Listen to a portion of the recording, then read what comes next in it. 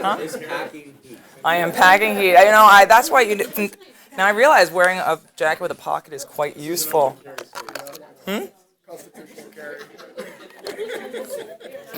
I don't know. Does this count as concealed right here? You can kind of. That's concealed carry. All right. I'm just waiting for Simone's conversation to be over. Hi, Simone. Anyway, hi everybody. I'm Dana Fisher from the University of Maryland, and I was tasked with talking about civil society and social movements using mixed methods. I wanted to thank Civic again for providing even more exciting opportunities for conversation in day 2 here. So I signed for a chapter from Matthias Ruth's Handbook of Research Methods and Applications in Environmental Studies to read, and I'm going to touch on that, but talk more broadly.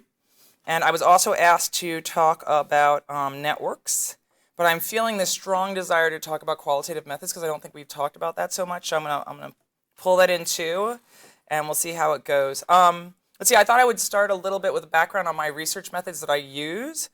I am a mixed methodologist. My research employs a lot of surveys, participant observation, semi-structured, open-ended interviews, which is my personal favorite method to use, but obviously the research needs to be designed in a way that using open-ended semi-structured interviews makes sense. I also am doing some new research with collaborators at University of Maryland doing receipt analysis as well as time use diaries. And we have analyzed secondary data, but as you can probably tell from that list, most of the work that I do is about going in the field and collecting primary data. So I'm going to tell you a little bit about the ways that I've done that in the past and what we've done with it.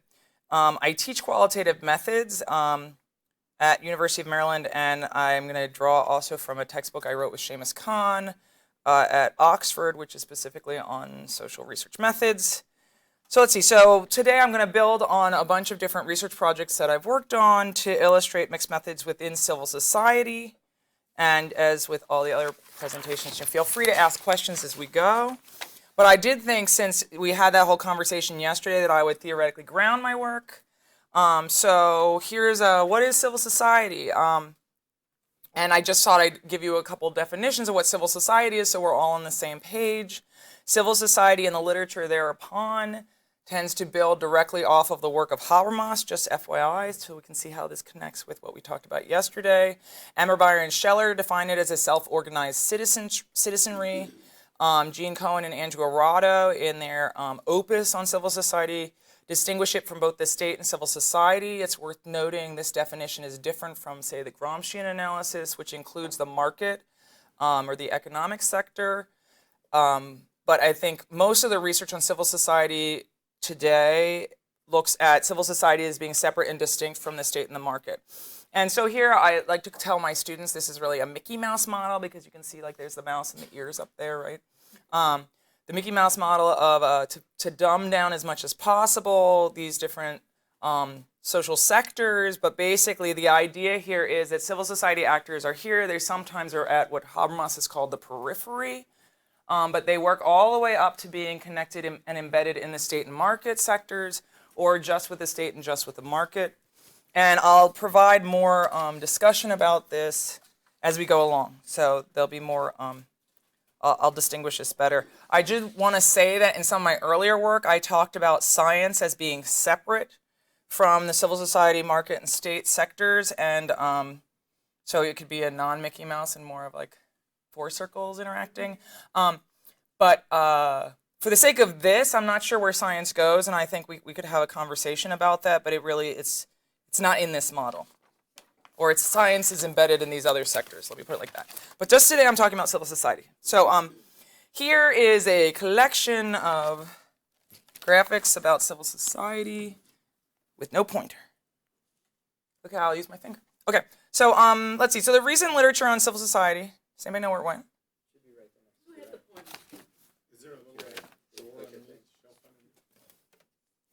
Nope.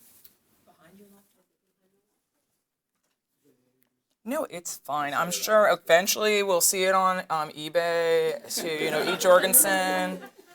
at Boston College, but whatever. It's fine. I can use my finger. It's fine. So basically, the recent literature on civil society has centered around two main themes, and one group of scholars looks at civil society's role in newly emerging democracies. A lot of this was post Iron Curtain falling. More international is that literature. And in a lot of ways, the discussion there is on contributions of civil society to the democratic legitimacy of the state. But other scholars tend to focus on understanding and explaining the levels of civic engagement and other types of civic participation, which is civil society actors and how they participate in the democratic process, or more broadly in activities within a country. And this work is less interested in the role that civil society can play in overthrowing the government and in terms of revolution, but more in terms of the ways citizens are playing roles within industrialized nation states. So some civil society activities are confrontational. Here we have a couple of confrontational ones. We got Occupy down here. We have the Ku Klux Klan up here, which is pretty confrontational. We have this more performative engagement through, this is a protest against the Keystone XL in D.C., but it's very much, it was all about like releasing this this pipeline down in the city. And then we have the Greenpeace boats, right? So confrontational, and then we have more kind of so those are trying to challenge the status quo, but then we also have this more kind of typical engagement, or less confrontational, more kind of mainstream engagement.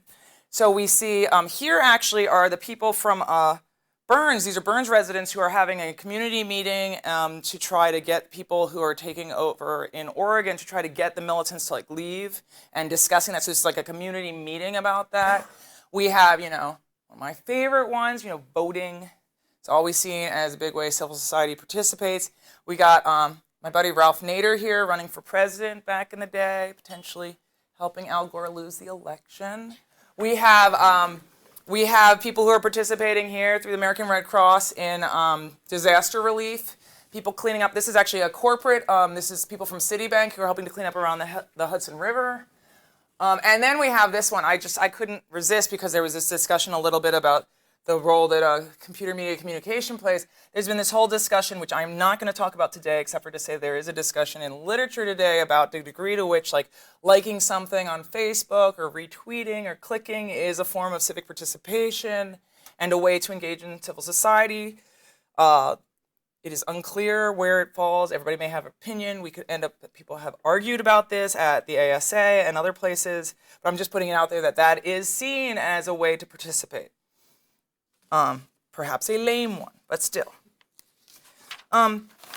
So within civil society, as I said, there are these confrontational ways of participating, but social movements are seen as one of the actors that engage, or as a legitimate civil society actor.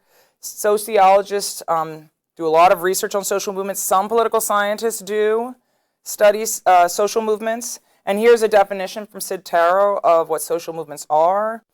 It's not all civil society actors or activities are by social movements, but the ones I'm going to talk about today are. So these are collective challenges to elites, authorities, other groups, or cultural codes by people with common purposes and solidarity and sustained interactions with elites, opponents, and authorities. So it's basically, it's not necessarily confrontational, but it does have that tinge of trying to create or to affect social change. So within that research, there is a focus on different components of social movements. And one is on organizational forms. And so that is looking at the types of groups that do participate as, in social movements. We call them sometimes SMOs, social movement organizations. A lot of times there's research on whether the degree to which these organizations are professionalized, the degree to which they are less professionalized and more kind of mom and pop localized groups. So it's all about who makes up the civil society groups, how much they do. How much do they interact with the state or market or science? And then there's also a lot of focus on action forms, and these are strategies, tactics, and they range from oppositional, like, getting your little blow-up boat and chasing down the whaling boats, or supportive, and, there are different supportive ways to participate at supportive action forms, letter writing, signing up to run as an alternative candidate, participating in community board meetings, but then there's the more, there's lobbying, and then there's demonstrating and protesting. So I didn't put a parentheses on the other side there. And then there's another focus on institutional forms, and there a lot of the focus for that research is on what's the target, right? And in some of my work, there's this research that looks at international negotiations as a target, international financial institutions as targets, but also more localized targets like local community boards, cities. Sometimes the targets are not governmental, and this was a recent, well, in the past 20 years shift in terms of thinking about social movements, is that social movements are not necessarily targeting the state. They can target companies, right? McDonald's, big multinational institutions, or they can target many other things. So these are just kind of a range of ways that people are looking at social movements. So what I'm going to do today is present two cases from my research to illustrate research on social movements using mixed methods. So both of these are types of environmental activism, I would argue, but they involve a diversity of actors, and one of them is this more supportive way of engaging in environmental activism through what we call urban environmental stewardship, and one is more oppositional, although different actors within this movement fall within a spectrum here in terms of the climate movement, or what I would call the climate movements that are trying to affect change around climate change. So there are very different types of environmental activism. Number one, urban environmental stewardship. And I should just call out here in the crowd, we have Michelle as well as Anya, who have both worked on different components of this research over the years. My research on urban environmental stewardship began in the mid-aughts in New York City, working with colleagues at the U.S. Forest Service. And the work that I'm going to present here has co-authors of many of the people who are involved in the research team, and was part of research that was funded by the U.S. Forest Service, as well as through an NSF Ultra grant that was funded to do work in New York City. But here you can see a bunch of different ways that we think about urban environmental stewardship. A lot of these involve tree planting, urban agriculture, but cleanups, local cleanups. As well as there are lots of other ways people engage in environmental stewardship, but much of the work that I've done is focusing specifically on tree planting and local cleanups. And I'll talk more about that as we go through the presentation. So this is the data collection flowchart that James, who was a lead author on that chapter that I shared with everybody, put together, and I think it's a really nice way of thinking about data collection. I mean, there are different ways of thinking about mixed methods, right? One is in terms of data collection, and the other is in terms of data analysis. And so this one does both, right? So we have both quantitative survey data that we collected with organizations that were doing stewardship in New York City. And as part of that, in the surveys, we asked for spatial data that we combined with other spatial data we had to do spatial analysis. As part of the survey data, we asked social networks questions, and so those data were analyzed separately using social network analysis. And through the results of the surveys, we were able to identify what we call organizational nodes within the network that then ended up being the sampling protocol that we used to identify whom we interviewed for our interviews. But this is all in the chapter that you guys have, and I'll take you through some of it with findings here. Okay, so the research for this project started as StuMap. I just got a t-shirt, thankfully, from Michelle yesterday, our new StuMap t-shirts. So this was a partnership with the U.S. Forest Service starting in 2005. The first thing we did is it was wonderful to have the time to do this. We spent about 3 months coming up with that definition of stewardship that I showed everybody before. That's right, 3 months to come up with that definition, just because we had people with different interests in the room trying to decide what was and wasn't stewardship and how will we define it. And it was key because the first question on the survey was asking, do you engage in all 5 components of stewardship? If the answer is no, even if somebody filled out the entire survey, went right in the trash can, right? Because they were not urban environmental stewards as defined by the sample frame. So we did a census of civic groups involved in stewardship activities in New York City. The first wave of the research was in 2007. And then, as I mentioned before, we did interviews conducted with organizational nodes and brokers as part of this Ultra X project to understand organizational histories. I just thought I would mention here that StuMap has now kind of exploded. I don't know if explode is the word, but it is branched out. Ooh, I like that. It's branched out to other cities, and it's been done in a number of cities. If you're interested, StuMap.net lists all of them. I was involved with Anya in StuMap in Philadelphia, which we completed in 2014. And it's being replicated in many other cities. And I heard a rumor that there is now StuMap 2017 coming. Michelle, you wanted to say something? I want to jump in and say we also have a general technical report that is about to be Oh yeah, the published. GTR. GTR, Forest Service GTR, that goes through all these methods. So at the next meeting, I'll try and send it around to everyone. But that's specifically the method. That's not all of these methods. It's just the methods for the survey, for the StuMap survey, just to clarify here. Before we go too far, Dana, I'm really curious about what you just said about the surveys going in the trash, and if there has been any, because what if there's an organization that meets for the 5 criteria?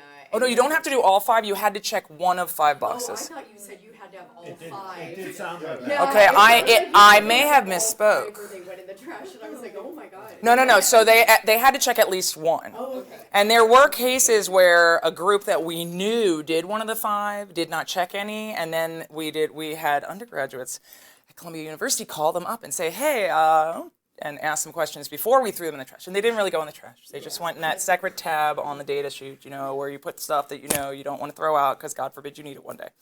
Right, so no, it was hard. I'm sorry, I may have said that. You have to do one of 5. And actually, in the paper in environmental politics that came out of this project, we actually talk about the groups and the degree to which they did one versus many, and how they overlapped, and how that is related to specific areas where they steward.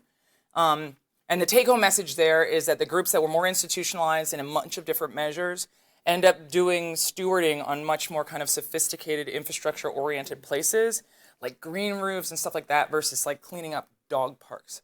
And so if you're interested, I have a list of resources at the end if you're interested in that. Okay, so one of the things we did with these data is we compared green space to civic space in New York City. So we have on your left, we have a map of green space in the city, and I don't know if you can see, but we have the red dots are community gardens. We have green streets are the blue dots, and then parks are green. They're obviously the parks. And so we have that, and then we also have on the right-hand side social space. And the social space is actually, it's the population of all of the stewardship organizations that we were sampling from, so you can see how well distributed they are. And we've done a bunch of stuff looking at the overlaps between the green space and the social space. Some of that came out in interdisciplinary journals. We worked with remote sensors. I worked directly with Chris Small, who's the co-PI on the Ultra project, on some of that stuff. But this is all I'm presenting on the spatial stuff because we had a great spatial talk this morning. But just to say that those data and those types of analyses happened. Green streets are like, so like in some places there are trails, but also some places it's this program basically to have people adopt the street, and particularly the tree wells outside, make sure the dogs don't poop on the trees. Pee on the trees, which is, by the way, extremely bad for the trees. Right, ecologists, come on, you gotta nod with me here. It's a terrible thing to happen, particularly if you're planting new trees.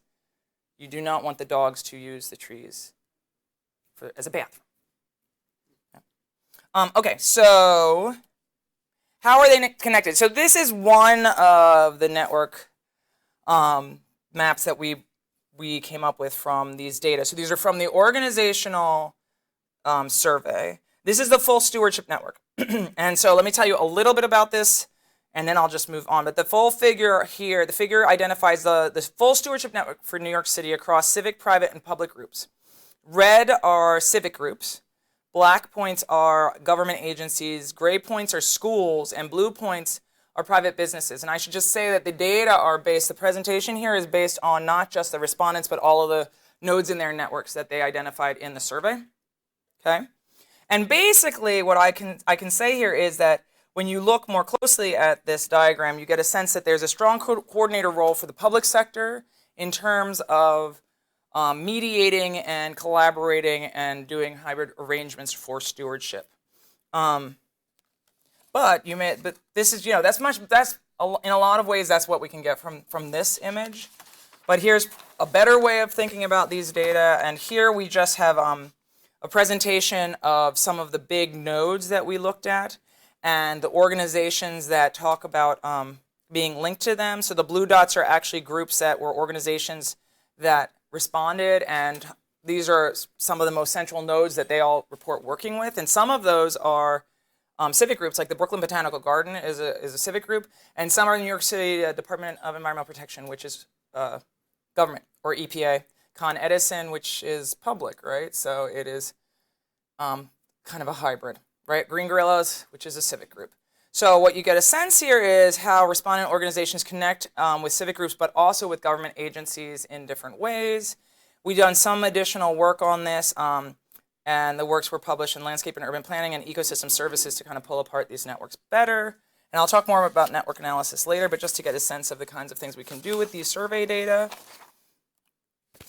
So the next component of the research actually was specifically focusing on volunteer stewardship, but those are individual citizens who get involved in taking care of their communities through stewardship. And this was part of this NSF Ultra-funded work in New York City. And here what we looked at is volunteer stewards involved in Million Trees NYC initiative, which planted their millionth tree a couple months ago. I guess it's last year now. And it's very sad because they had this whole big event planned to plant the millionth tree, and then a police officer got shot and it basically got scrapped. New York Times ran the article anyway. Do you know about this? The New York Times ran an article anyway. New York Times was all pissed off because they didn't actually plant the tree. Millionth tree didn't go in. There were tweets like, if a millionth tree gets planted and nobody knows, does it really count? Ha, ha, ha, ha. Okay, anyway, so this is a book that came out. This is the book that came out from the New York City work, but we actually expanded to work on studying volunteer stewards, working with Casey Trees in DC, but also the Plant 1 Million campaign in Philadelphia, and I'll talk a little bit about those data. So for this part of the project, instead of the survey of the organizations, which involved a mail-in survey, this is a random survey of volunteer tree planters at tree planting events, and then follow-up interviews with the volunteers, just so you get a sense of the data that we're using here. So here are perhaps two small maps. Yeah, I don't know why they got all smushed up because they were bigger and it reformatted for me. So anyway, what you can see here is we got New York City here, we got the District of Columbia here, we have a very different looking map of Philadelphia there. And this is basically just the geography of survey respondents. And what you can see here in New York City is that there's very clearly volunteer stewards do not just come from the communities in which they steward, which was one of the hypotheses that we started out with, is people know that you're planting in Staten Island, you're gonna, if you live in Staten Island, you'd be like, I'm gonna go plant a tree in Staten Island, and that was not the case at all. We had people from Connecticut going to Staten Island to plant trees. And that's the case also in DC, where Casey Trees plants trees using a relatively different organizational structure, but still you have people from all over. And one thing that's very interesting is that Casey Trees works with these alternative alternative spring break programs. You guys have heard of these? And so you can actually sign up from a non-United States country to do an alternative spring break and come and you go plant trees with Casey Trees. So you're planting trees. And this is the best part about it. So in New York, they were planting trees on public land. In DC, they plant trees in people's yards, right? And yes, which is great because you have this opportunity where I was like, one of the things we do is we also planted trees, and Anya actually planted a lot of trees in a lot of interesting places during the data collection here. I have good pictures of her with pickaxe.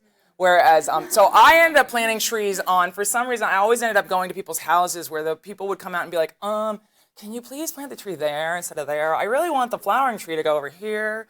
And then they'd be like trying to hide their children from us because we were clearly like a hired help, even though it was like a volunteer program to plant trees, to expand, the canopy in DC, and they're like, don't talk to them, they're working, which is really weird because like these volunteer stewards are getting treated in this very strange way. So there are lots of interesting stories to be told here, and I'm working on a comparison paper that one day will come out to compare across these different structures because it's very different from the way they planted trees in New York.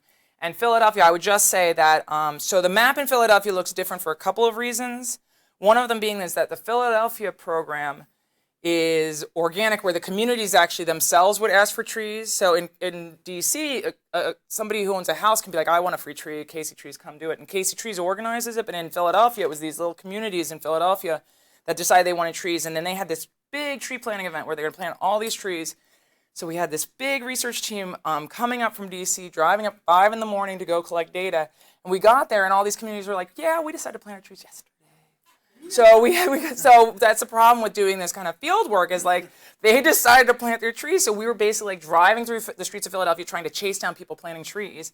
And they had to be over 18 for us to collect data from them to try to be like, can you please take our survey? I know your trees are in, please, you know. So we have, anyway, so that's why this map in some ways looks different. I just want to say one thing, and then I wanted to add to say that, so this map actually looks at demographics, because the other thing is that we're really excited to look at racial differences in urban environmental stewardship, and the idea was that people plant trees in like communities of color are likely to be people who are of color themselves. Not true whatsoever, by the way. We didn't collect any data that would support that hypothesis, unfortunately.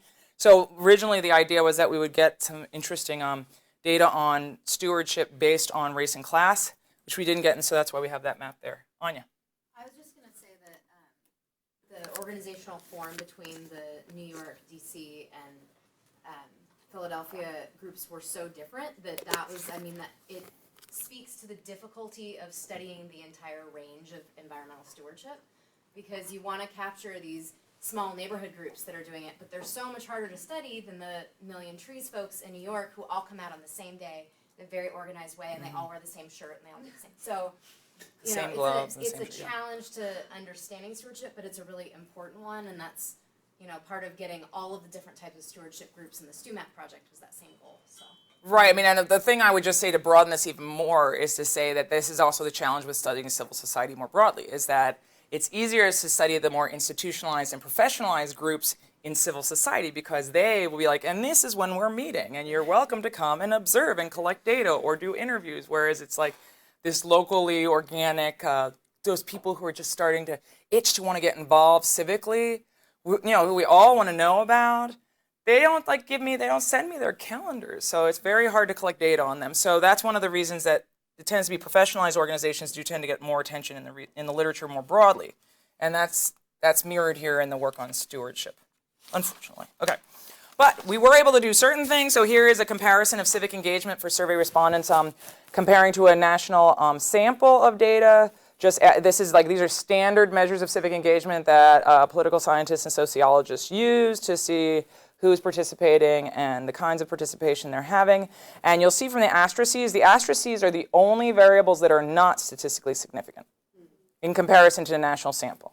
And I can share if people want later where the measures are, the national measures are, if you're interested. But just basically, interesting, so the basic overall finding here is that people who get involved in an urban environmental stewardship across these 3 cities in the Northeast, Mid-Atlantic region, whatever you want to call it, are way more involved civically than the American population.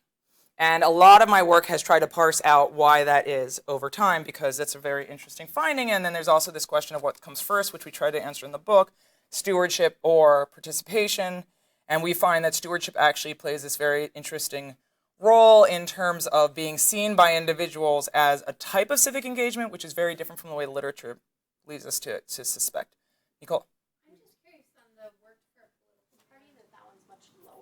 Mm-hmm. Is that, a distrust in actual, organized government, and so I'd rather engage by signing a petition or doing a rally or something? Do you know? I don't know the actual answer, but I would guess that for working, people, tend to be less connected to the parties, right? So working for a party is less likely. Now, question, I know Move On just endorsed Bernie Sanders today. I don't know if anybody else saw this. So if we looked at Sanders' campaign or the Nader campaign, maybe it'd be different, but they're just a smaller group. So that would be my sense, is there's this dislike of institutionalized politics like that today, but that might change. That's a good question. Okay, so the climate movement. So when we talk about the climate movement, one thing that I think is very interesting is that when we talk about the climate movement, a lot of people think about all these, the protests. We got a picture here of, we got the People's Climate March. We've got the shoe demonstration in Paris that happened that probably everybody saw pictures of during the climate negotiations. This is a picture of somebody being billy clubbed in Copenhagen in 2009.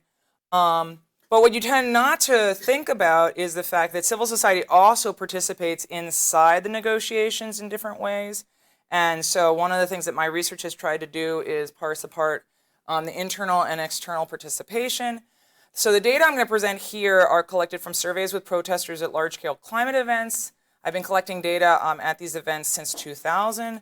The first time I collected data in The Hague during the COP6 negotiations, my friend Simone Pulver was so kind as to volunteer to help me survey protesters while they were filling up, you're turning red, filling up the human dike, and it was wonderful to have her involved. I know you loved that experience. By the time we got to Copenhagen, she was like, no way am I going out there in the cold. But so the only way to collect these kind of data are you need like a huge group of people, particularly for large-scale protests, and then we have to randomly sample within the crowd, and I'm going to talk a little bit about that here. There's a very interesting documentary about doing that kind of research, which I can connect you to if you're interested. But so the targets here tend to be the policymakers inside negotiations who are trying to make decisions, or in some cases, the meetings themselves, the climate regime. And that's why I have said that there are two different movements. There's the climate justice movement and the climate movement. Climate movement is more of these institutionalized groups that tend to do stuff like, I mean, so inside here, this is a picture I took at, in Copenhagen. They have like, I think that's a koala bear. It got a little damaged on the way over. I believe these are guys from Australia who are seeing, and they do, because it's climate negotiations always happen in the beginning of December, right? So they take Christmas carols, change the words of the Christmas carols to be climate oriented. Some of them are very charming, and then they go and they carol throughout the negotiations, which I don't know if they were able to get in to do in Paris because there was a lot more limitations on who could get in. But historically, this is the kind of stuff that civil society does inside the negotiations, dress up. Then you see that the pandas on Fire are always at climate protests. I still don't understand why, but there are always the pandas on fire, and actually sometimes they ride bicycles, so which is, you know, funny. And I believe they're linked with the WWF. But again, I don't really know what the significance of a panda on fire riding a bicycle is. But a lot of this stuff is very performative. And then you have, you know, kids involved. And I'm not allowed to survey them, but I can take their pictures as long as I don't name them. So there's a picture of a kid at the People's Climate March. All right. Oh, the other thing I was going to say is, so here I'm going to present survey data again. But then I'm also going to present some data that were used through these data scraping methods that are getting so popular lately that involves both data scraping and content analysis, just as background here. So here is an opportunity to look at how the explosion of civil society participation has taken off since COP6. So this is in 2000 in The Hague, where Simone and I were out in the very small crowd with Jan Pronk building the dam, the human dike. So you can see here, this is all the people who registered for the negotiations, and then this is the NGO observers, which is what academics, we all are NGO observers, in case you were wondering, as well as these kind of traditional civil society groups. Businesses are also NGO observers here, so they have the climate, the UNFCCC has adopted the Gramscian definition of civil society, in case you were wondering. And this is all the parties, so those are the government representatives. And what you can see here is, as you move forward, is like there was this explosion in Copenhagen, and bad things happened in terms of not enough people getting kicked out, people standing in line for 2 days, never getting in. So they capped it more in Paris, and these are new numbers I just got this morning about participation in Paris. So the numbers, but it was, you know, there are lots of people in Paris. At the same time, if you look outside these negotiations, there usually are these large-scale protest events.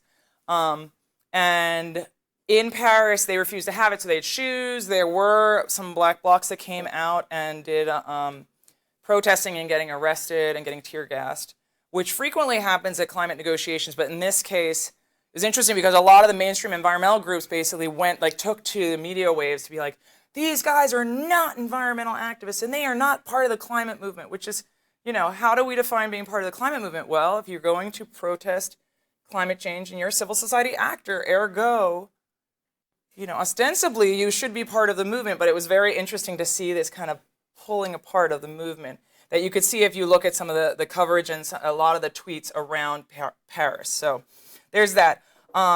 There was this huge internationally coordinated day of action that happened, bigger in Copenhagen because it wasn't right after this terrorist attack in Paris. The event in Copenhagen turned out 80,000 people, and I have some survey data from that I'm going to present. And there were lots of people who were in the streets around the world as well. So how do we do this? How do we know who comes out in these kinds of movements, and who are they and what are they doing there, right? So starting in 2000, I started randomly sampling crowds of protesters. This built off of work from other people who have done social movements, and it's been adopted by a lot of people who are studying large-scale protest events more recently.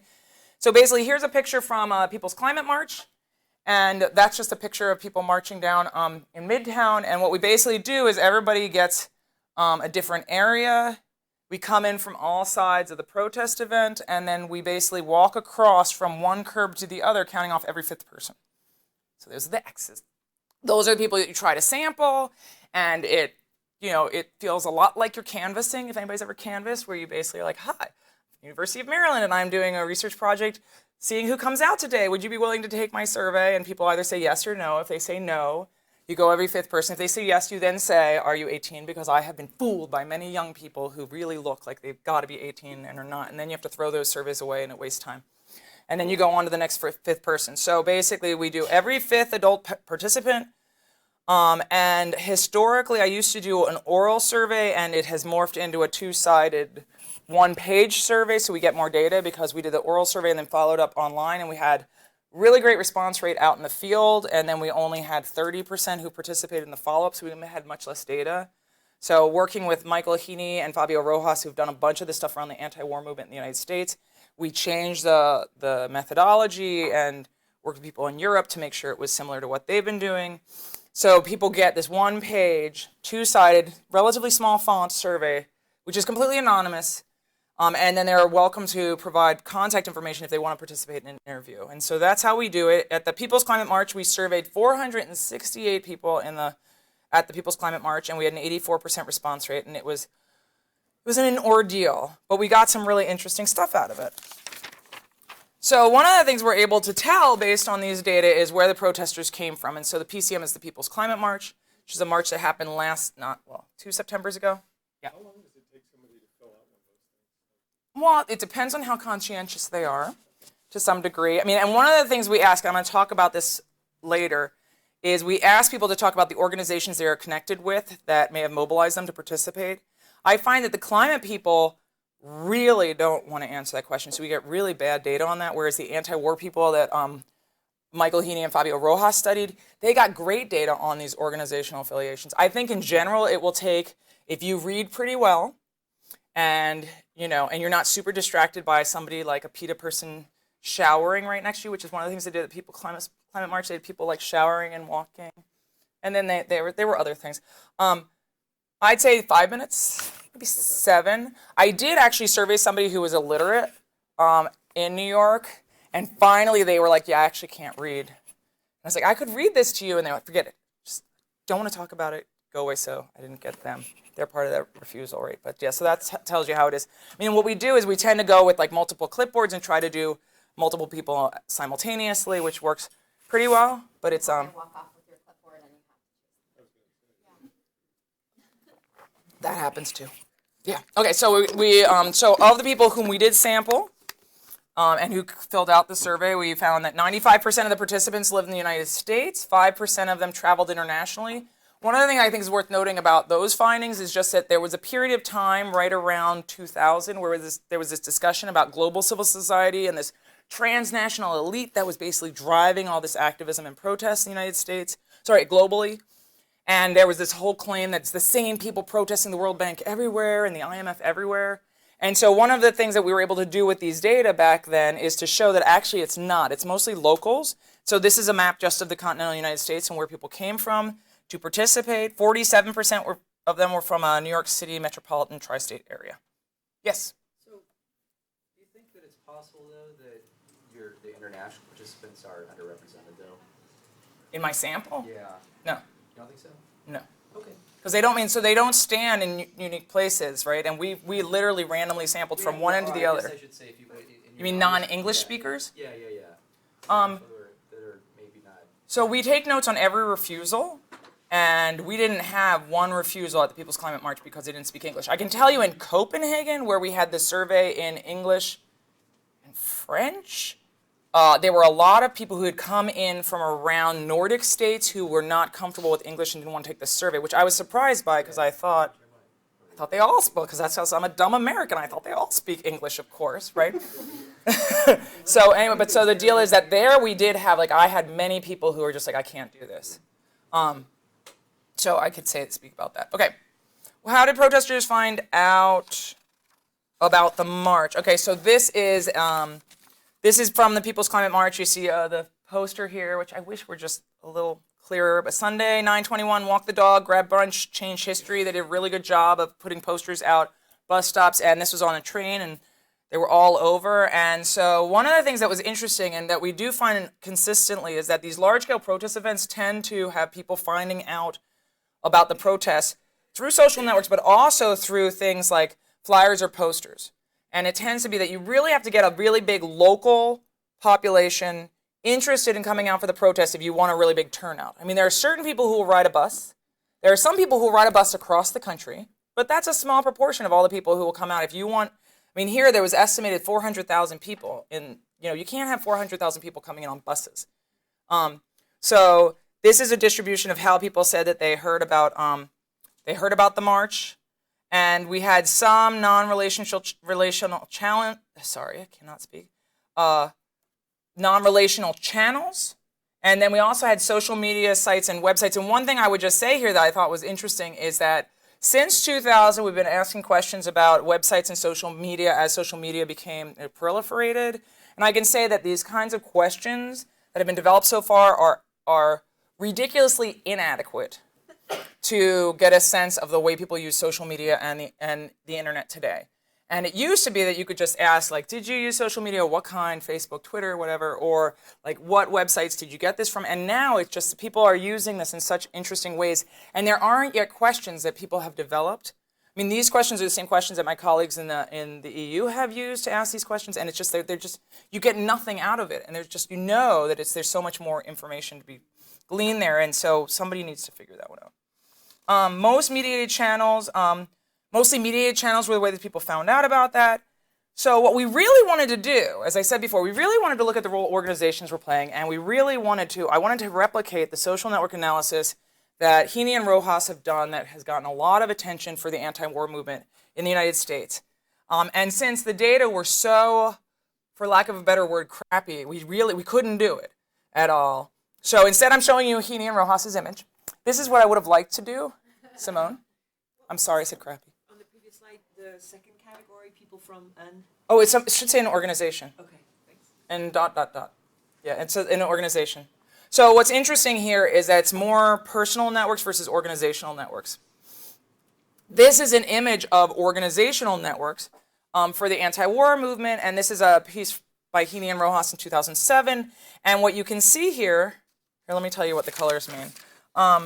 So each shape represents one organization, and the lines are co-contacts between organizations. The thicker lines represent more contacts, so it's co-affiliation. Squares are organizations that lean democratic. Triangles lean toward a third party, and circles have no statistically significant lean.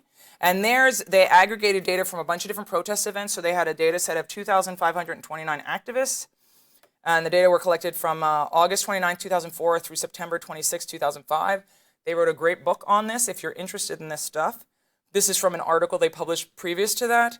But what you basically can see is that there is a very interesting role for Democratic Party type organizations or Democratic Party leaning organizations like Move On in terms of getting people mobilized. And we also have organizations like International Answer, which tends to be socialist, the International Socialist Organization, connecting people. So I thought this would be fascinating if we could do that for the climate movement, right? Which groups are bringing people out? I mean, I can tell you from pictures we took and from the people whom I saw in the sections I was in and where the other students who were in collecting data saw, that there was a huge section of Friends of the Earth. There was a huge section for the Green Party.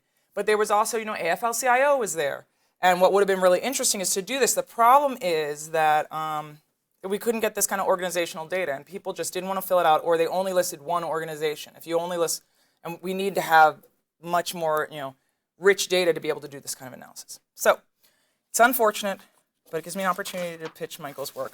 So one of the other things that that I've tried to do in my research is try to start to look in a more sophisticated way about social media. And this is just a small project I did with a computer scientist when I was at Columbia during the Copenhagen climate negotiations, where we tried to look at how Twitter was being used for social action, basically. And so what we looked at, because the Copenhagen protests were they got very violent, right? You saw the Billy Club, but there was a lot of stuff. So there was a peaceful march. This is the weekend in between the 2 weeks of negotiations. And then there was like a group that spun off and started like kind of looting and stuff. And then after that, they had planned to shut down the negotiations one day. And there were people who got this lifeboat and went through like the ducts that go out to the negotiations to the Bella Center. And so the police got very aggressive. So what we did is we looked at police tweets. So there were tweets about police activity, with the idea being that we would get a sense of thinking about how the activists were using Twitter. And so this is a chart, basically. So I had this colleague scrape the data, and then we basically did content analysis on these data to get a sense of how the social media were being used. And what you can find here is that I thought there was going to be a lot more planning. Like, I thought it was going to be all orange. You know, police are here, go to this other corner. Yeah. What do you mean by data scraping? Data scraping is basically he basically scraped anything that had specific hashtags around Copenhagen. So basically, for Paris, what you would do is like scrape everything with COP21 in it, right? Hashtag COP21, which was the big marker, or there was also climate talk. So you could look for both of those. You can pull all those data and just basically scrape it off the internet, and then we would get all the data of all the tweets. And the nice thing about Twitter is it's public, right? So you need no IRB, and you don't need to do anything to get those data. You just need to be able to go in and scrape. And so you scrape it, and then what do you do with it? Well, this is one thing you can do with it, which is a content analysis. And I know Jennifer Earle at Arizona has done some other really interesting stuff qualitatively analyzing social media data. But the world is your oyster. You just have to figure out what to do with it. So here I thought, wow, it'd be really interesting if we find that this social media, which in 2009 was still really not like as adopted and not as mainstream as it is today, I thought what we would see is that the activists were really using it to plan. There's like no orange here, ergo not so much planning. And instead, people were just reporting where the police were, reporting where there was green stuff going on, which was the peaceful actions, and where black blocs were forming, where people were planning on destroying property. So I thought that was interesting. I've never published it, but you got to see it. There it is. One day, we'll get to think more about this, I think.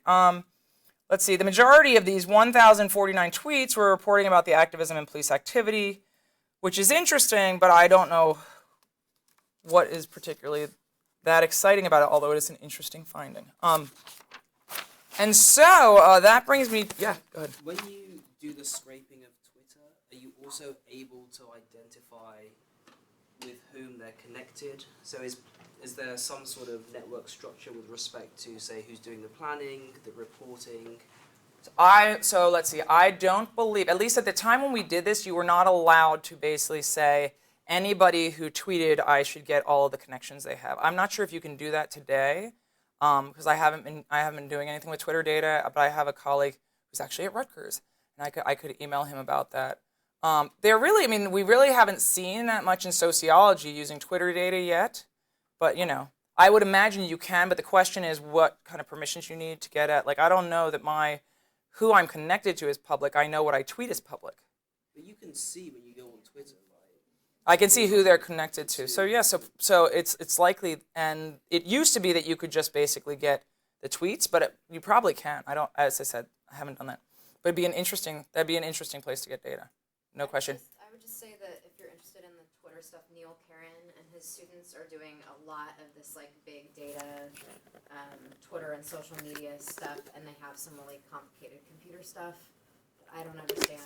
That is really good at doing that sort of stuff. Yeah, so that's Neil Caron at UNC, and then there's also Jennifer Earle, who specifically, she did social media and protest, I guess, before Neil was out of graduate school. She's at Arizona. But Neil is definitely probably the most well-known doing this stuff right now. We also have a couple of groups funded here that are doing that sort of thing, and our computational staff. Hey. Yeah. I had a question about your prior slide, and so I wonder, and just what you were saying about that you know, that people weren't filling out the surveys at the climate march as opposed to the quality of data that they were able to get in. So can you talk to us a little more about, do you think there's something about studying climate activism that they weren't willing to share that information? Is it something about that things have changed over the past decade that it's just more complex? Like, I don't know if my information's really coming from Move On in today's day and age. I'm just clicking on it and liking it. Is it something methodologically about your survey look different than their survey? So will you just So Michael and my survey, so Michael and Fabio, these are all good questions. So Michael and Fabio actually built a survey based on a paper that I wrote a number of years ago. So their survey is very similar to mine. Right. And in fact, when we fielded our survey, I actually asked him, because what I wanted to do was I was like, I want to do this kind of analysis so we could do some really interesting comparisons across climate movement and anti-war movement. And so we compared to make sure the questions were identical. So the questions are identical. The administration basically is just about identical. He pays the people who collect his data. Does that mean they get better data? I don't think so. I mean, he and I, we should have a talk about that part. So I don't know that, but like methodologically, we're doing the same kind of thing.